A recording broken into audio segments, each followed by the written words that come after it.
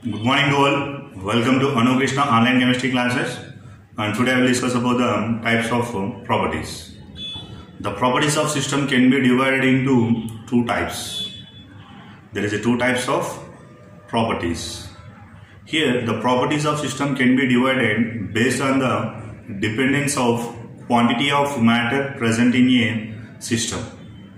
Based on the dependence of quantity of substance or the size of the substance present in a system, the properties can be divided into two types. One is a extensive properties and second one is a intensive properties.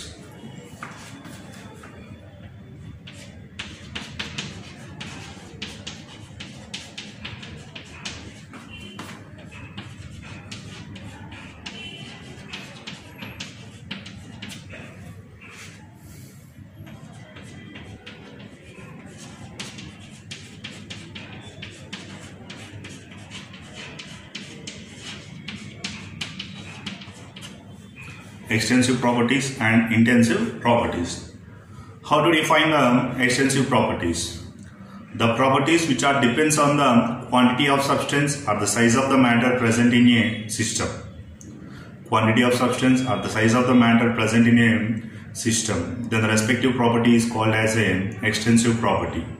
Any property which can depends on the quantity and size of the substance present in a system, then it is called as a extensive properties. What are the different type of examples of extensive properties? Mass, volume, number of moles, internal energy, enthalpy, free energy, entropy, heat capacity. All these are examples of the extensive properties. Okay. One is a mass, volume, and number of moles, heat capacity, free energy, internal energy, enthalpy. All these are examples of the extensive properties. How we can say that the mass is a extensive property? If you take the mass of 10 apples, the mass of 10 apples is equal to 1 kg. And then the mass of 20 apples I am taking. The mass of 20 apples I am taking the 2 kgs. Okay, 10 apples mass 1 kg, 20 apples mass is 2 kgs. That means the quantity of apples are increases, then the mass of apples also increases. So here the mass of apple is depends upon the quantity of number of apples. That's why the mass is example of the extensive property. Next, volume. 1 liter bottle. The volume of 1 liter water bottle is different than the volume of 2 liter water bottle is different. Here 1 liter bottle the size is different. 2 liter bottle the size is different. That means the size of 1 liter bottle, the size of 2 liter bottle, both are entirely different. That's why their volumes also different. Okay. The size of 1 liter bottle is small. The size of 2 liter bottle is more. Okay. So volume also depends upon the size of the bottle. That's why volume is considered as a extensive property. Next one is a number of moles. Number of moles also depends on the quantity of matter.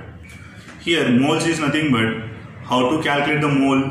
Moles is equal to given weight by gram molecular weight. So number of moles is equal to given weight by gram molecular weight. Then I am taking the 40 grams of NaOH. 40 grams of NaOH I am taking. 40 grams of NaOH is nothing but 1 mole. Here number of moles is equal to given weight 40 and gram molecular weight of NaOH is 40, then 1 mole is present. Or instead of 40 grams, I will take it to 400 grams of NaOH. 400 grams of NaOH. Then the number of moles is equal to given weight is 400 and gram molecular weight 40. Then it is a 10 moles. Here the quantity of NaOH is 40 grams. Then how many moles are present? 1 mole. Then I am taking the 400 grams quantity of NaOH. Then the number of moles are 10. So number of moles also depend upon the quantity of substance. Okay. Next, intensive properties. How to define intensive properties? The properties which are depends on the nature of the substance. The properties which are depends on the nature of the substance present in a system. They are not depends on the quantity of substance or the size of the substance present in a system. Okay, na? Then the respective properties are called as intensive properties. The properties which are not depends on the quantity and size of matter present in a system. They are only depends on the nature of the substance. Then the respective properties are called intensive properties. What are the different type of examples of intensive properties?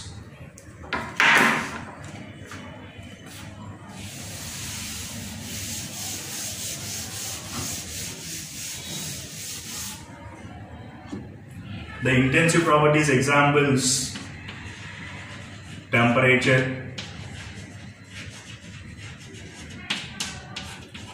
pressure, density, concentration, molar heat capacity,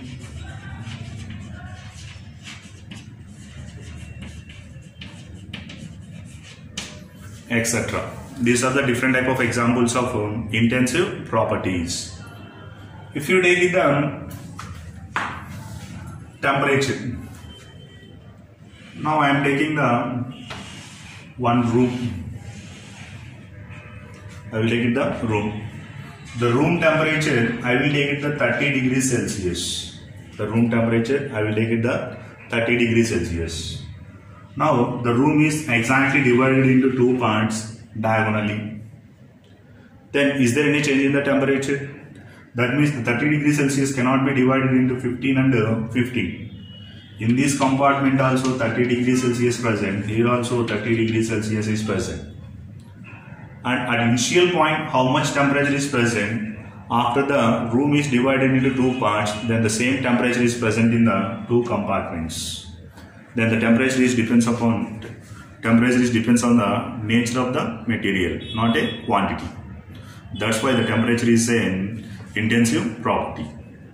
Next, melting point also one of the example of intensive property.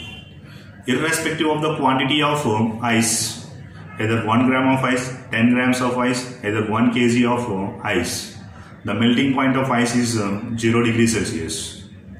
Okay, no? Irrespective of the quantity of ice, the melting point cannot be changed.